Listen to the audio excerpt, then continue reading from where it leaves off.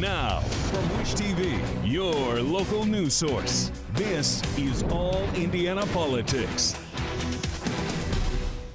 Sunday morning, welcome to another edition of All Indiana Politics. I'm Phil Sanchez. Both houses of Congress are floating measures to pay air traffic controllers during the government shutdown. Members of Indiana's delegation back those measures, but they're not sure if they'll go through. Our government reporter Garrett Berquist talked to both Senator Jim Banks and Congressman Andre Carson about the proposals. Both men serve on intelligence or armed forces related committees. We also asked them about the Gaza ceasefire and new airstrikes on suspected drug smuggling boats. Let's bring in Senator Jim Banks. Senator, welcome back to the program. Good to be with you. I want to begin with the ongoing federal government shutdown. Have there been any further negotiations over the healthcare subsidies question? Will the government reopen anytime soon? Well, I hope so. I mean, at this point, we voted on this over a dozen times, and we're 55 votes. We need 60 votes to reopen the government. Keep in mind that the House passed the spending bill 5 or 6 weeks ago. So this is really up to 5 more Democrats in the Senate joining a few Democrats who are already voting for it and saying enough is enough. Let's reopen the government. We can talk about healthcare subsidies and how we fix Obamacare and healthcare through the regular process in the Senate. But this isn't a partisan spending bill. The spending bill that we have on the table right now is what Democrats voted for back in March. It's not a Republican or Democrat spending bill. It's just continuing to spend at the levels that we've spent before for a short period of time to give us more time to negotiate and discuss the healthcare issues or any other issue that Democrats want to raise. One of your Senate colleagues, Jerry Moran of Kansas, has a bill to pay air traffic controllers. Both Congressman Andre Carson and Jefferson Shreve are sponsoring similar legislation in the House. Would you support that specific piece? For sure. And in fact, yesterday or earlier this week, we had a bill on the floor in the Senate just to pay the troops as the shutdown goes on, just pay the troops, fund the military. And all the Democrats voted against that as well, except for a couple. So based on that, if a spending bill did come to the floor to pay air traffic controllers or TSA agents or Homeland Security officials who are protecting the border, if the Democrats are going to vote against paying the troops in a standalone bill, I imagine that that's their posture moving forward. I want to turn to the Gaza ceasefire. Hamas recently violated the terms of that ceasefire, but it's generally holding for now. How confident are you that that ceasefire will hold? Well, Vice President Vance is coming home from Israel right now, where he met with officials there to try to keep this deal on the tracks. It appears that some of the Hamas terrorists who violated the deal might have been acting on their own. I don't know all of the details, but we got to keep the deal in place, bring peace to Gaza. At the end of the day, Hamas can never be in political control of Gaza, and that's a part of the deal. If they don't disarm themselves, then they will be disarmed, and America will stand with Israel to do whatever it takes to keep Israel safe and protect themselves, and that's all part of the deal. So we got to keep the deal on the tracks, and with that aid flowing into Gaza, rebuild Gaza, that's a part of the agreement too. But Hamas has to keep up their end of the deal, and whether these few terrorists were acting on their own or not, they should be held accountable for it. I also want to address the recent airstrikes on alleged drug smuggling boats in the open ocean. Should President Trump seek congressional authorization for that? President Trump has the authorization that he needs to protect the homeland, and that's what he's doing. The U.S. Navy is moving about 15 to 20% of our Navy fleet to the Caribbean to help stop drugs that are being smuggled into our country. As you know, I mean, fentanyl is the leading cause of death of Americans of working age in our country, and even though we've largely secured the border, you have these drug cartels, narco terrorists, Venezuela, Colombia, South America, Central America, that are flooding our country with more drugs. And President Trump Article 2 gives President Trump, the commander in chief, the authority that he needs to protect the homeland, and that's what he's doing. There's nothing more America first than keeping America safe, and drugs flooding into our country and killing Americans is as far as I'm concerned, an act of war, and we should retaliate, as President Trump is doing, by sinking these drug boats and submarines and other vehicles that are being used to flood America with more drugs. Let's bring in Congressman Andre Carson. Congressman, welcome back to the show. Thank you. What an honor. You're co-sponsoring a bill to pay the FAA, including air traffic controllers. How would this work? I've been in constant communication with industry leaders, and they've told me this is already a very stressful job. Working without pay only adds to that stress. Now, it doesn't have to be this way. So I introduced a bill to protect essential aviation functions, including air traffic controller pay, even during a shutdown.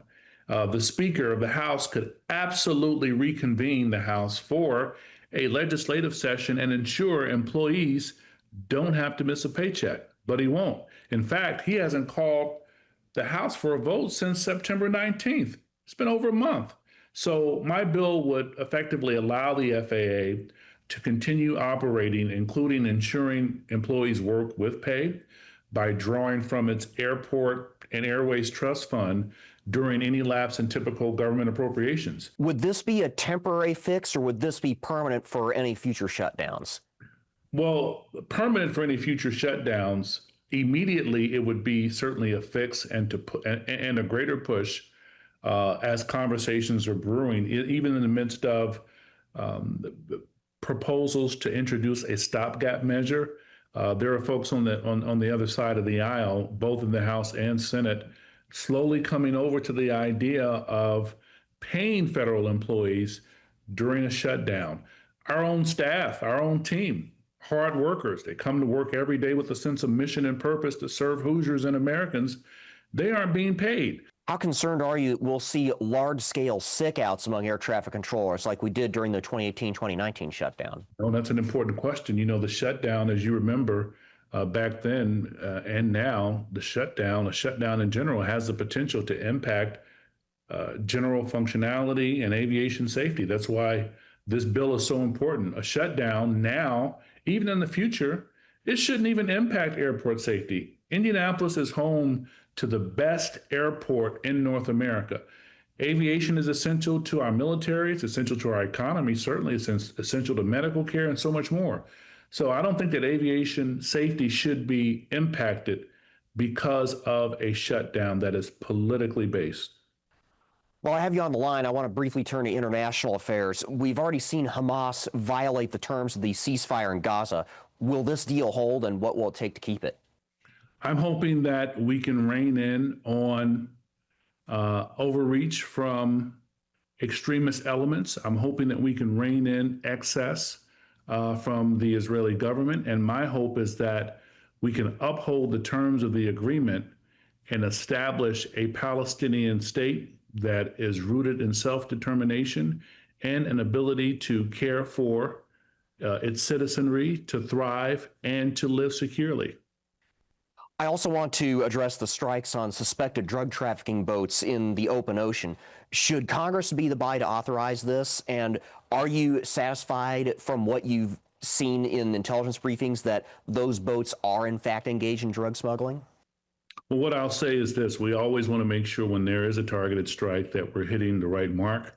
What I can say is that the drug epidemic has had a huge impact on our country, particularly our state, particularly our communities, particularly the neighborhood I was raised in during the crack cocaine epidemic. So something has to be done.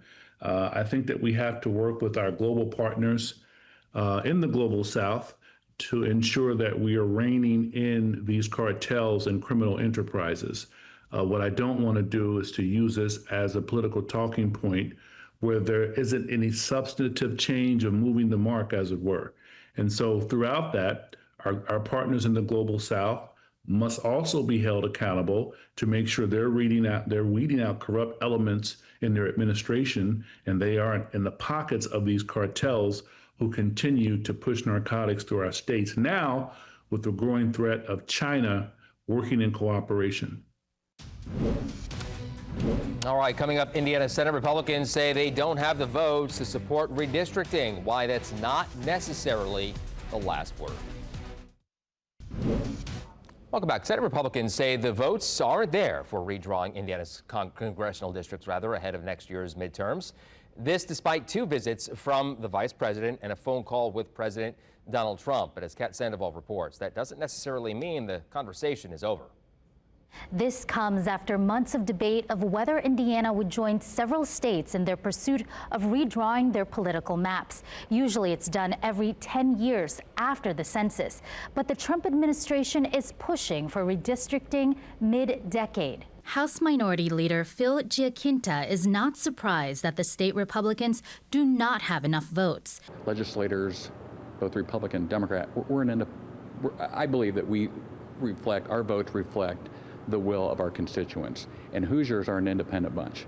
And we're not going to take orders from Washington, D.C. We're going to listen to what our constituents have to say. Republican Senator Liz Brown was the first senator to publicly support redistricting. On social media, she calls on Governor Braun to call us into session and let's get this done. On X, Governor Braun said he is still having positive conversations and that he is confident State House Republicans will come around. There is no set deadline for the special session, but Braun says they have until mid to late November, which could give Republicans enough time to change their minds. I asked Giaquinta if he is worried about senators flipping. I can never predict the outcome in the legislature. No one ever can.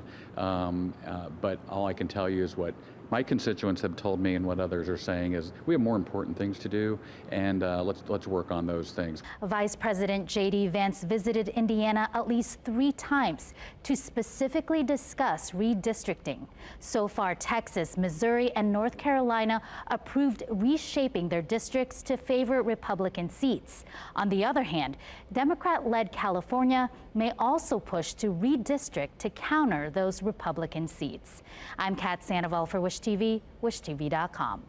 All right, coming up, Indiana's best political team analyzes the latest redistricting news and the approach funding deadline for food assistance programs. All right, welcome back to All Indiana Politics as we welcome in 2 members of Indiana's best political team, Republican Allie Bartlett and Democrat Dana Black. Good to see you both. Good to be back. see you. Lots to get to today. Yep. So let's start with these big developments on the redistricting debate, okay? So Senate Republicans come back, they say, hey, listen, we don't have the votes to call a special session. Allie, we'll start with you right now. How likely is it that this is the last time we hear about this? I definitely don't think that this is the last time that we're going to hear about this. I think it's going to be an ongoing discussion, especially as we see more blue states now coming up, like Virginia in the last couple of days, saying we're going to take this on. You know, this really comes down to, at this point, fairness and making sure that the Hoosier voices in Washington, D.C. are not drowned out. We've seen Democratic states gerrymander for years, and if you look at their congressional maps, you will see it. Go look at Illinois. I'm telling you, it looks a lot different than Indiana's. And at this point in this discussion, it's responsive for us to undertake redistricting. It's responsive to these blue states that are coming up and saying that we're going to do this for political reasons. We have to make sure that Indiana and our Hoosier voices are represented in D.C. accurately. Okay, Dana, I'll let you get in. Also, though, quickly, I'll let you respond to her, but also, what does it say that we have several holdouts now in the Senate? So first, I agree with Allie that it is not going to be the last time we hear this discussion, because we see now that Indiana Republicans don't actually work for the people that voted for them.